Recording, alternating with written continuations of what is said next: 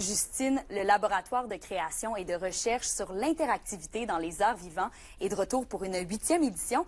C'est en collaboration avec le Conseil québécois du théâtre. La résidence a lieu en ce moment à Camélia jusqu'à vendredi au Petit Théâtre du Vieux-Noranda. C'est un processus de co-création entre artistes professionnels en arts vivants et visuels ainsi que des techno-créatifs diplômés de l'UQAT. La sortie de résidence a lieu vendredi sous forme de 5 à 7 et vous êtes invités à y assister. C'est une expérience qui devrait surprendre les petits et les grands.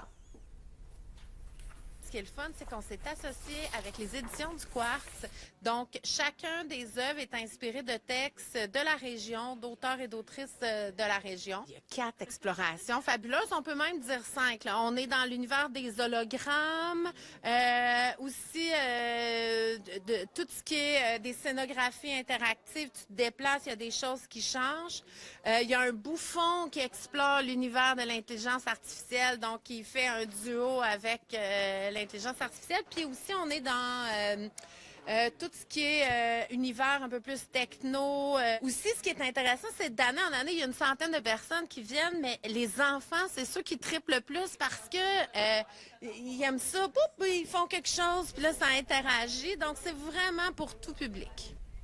Plusieurs artistes de la région participent à la résidence, mais il y a aussi des artistes de l'extérieur, comme Marie-Michelle Faber, une artiste qui a déjà travaillé au Cirque du Soleil. Elle vient pour la première fois en région pour participer au laboratoire et le fait d'être en Abitibi-Témiscamingue a beaucoup aidé à sa création, puisqu'ils ont découvert qu'ils pouvaient utiliser du plastique isolant à fenêtre pour refléter leurs hologrammes. C'est une expérience très enrichissante pour les artistes et les participants. On est en train de développer l'idée de l'hologramme, entre autres.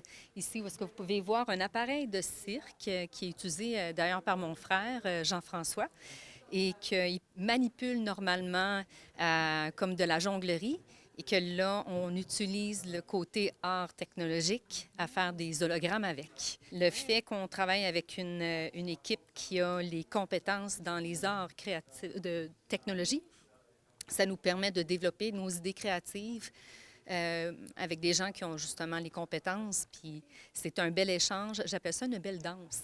Ça me nourrit en tant qu'artiste. Ça va faire en sorte qu'on va pouvoir aller plus loin dans les projets. J'appelle ça comme notre premier sprint de recherche.